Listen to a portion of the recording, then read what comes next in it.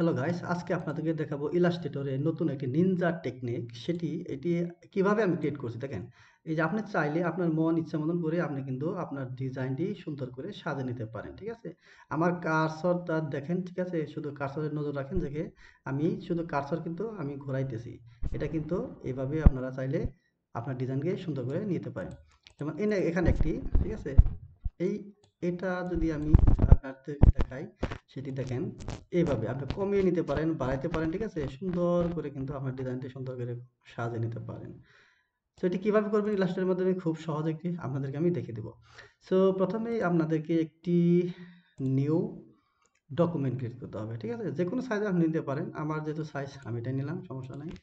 তো এখানে নেওয়ার পর আপনার কি করতে হবে, এখান থেকে যে আপনি দেখতে পাচ্ছেন যে একটি পেন টুলের মাধ্যমে আপনার ইফেক্টটি, এই যে ফিল কালারটি, সেই ফিল কালারটি অফ করে রেখে স্ট্রোক কালারটি অন করে যে কোনো আপনি স্ট্রোক কালার নিতে পারেন। আমি যদি এটা নিলাম, দেন সাইজটি আমি 20 করে দিচ্ছি, ঠিক আছে? সাইজ এখানে প্রেস করে ধরে রেখে আপনারা 20 করে নিতে পারেন, অথবা ডাইরেক্ট এখানে সার্চ করে লিখে নিতে পারেন। দেখার পর ক্লিক করে শিফট হতে নিচে দিয়ে আমি টান দেই, এরকম একটা স্ট্রোক চলে যাবে। কন্ট্রোল চেপে ধরে ডাক ক্লিক করলাম, চলে গেল। এখন এটা সিলেক্ট করে আমাকে যেতে হবে স্ট্রোক, এই যেখানে দেখতে পাবেন স্ট্রোক, স্ট্রোকে থেকে এটা ক্যাপের যে সাইজটা আমি এটি রাউন্ড করে দিচ্ছি, অ্যান্ড দেন ড্যাশ লাইন আছে সেটা আমি টিক মার্ক করে দেবো, এবং গ্যাপটি 12 রেখে মাঝখানে গ্যাপটি 50 করে দেবো, এরকম চলে আসবে, ঠিক আছে? এটা সিলেক্ট করে আপনাকে যেতে হবে অবজেক্টে। অবজেক্টে যাওয়ার পর যাবেন রিপিটে যাওয়ার পর যাবেন যে রেডিয়ালে ক্লিক, এক ক্লিকে কিন্তু এরকম চলে আসবে। এটাকে আপনাকে সেন্টার করে নিতে হবে।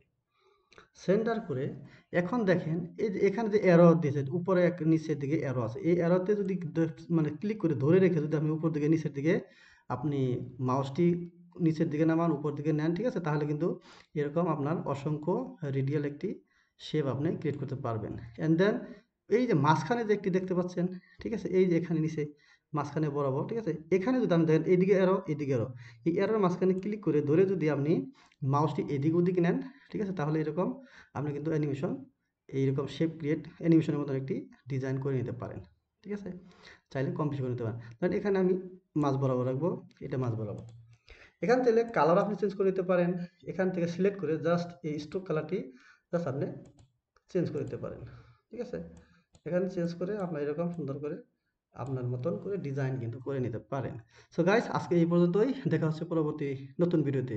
সো আমার ফেসবুক যারা ফলো করে রাখেন তারা ফলো করে রাখেন, এবং ইউটিউব চ্যানেল যারা সাবস্ক্রাইব করে রাখেন তারা এখনই সাবস্ক্রাইব করেন, তারা যাতে পরবর্তী ভিডিওটি সাথে সাথে পেয়ে যান। ধন্যবাদ।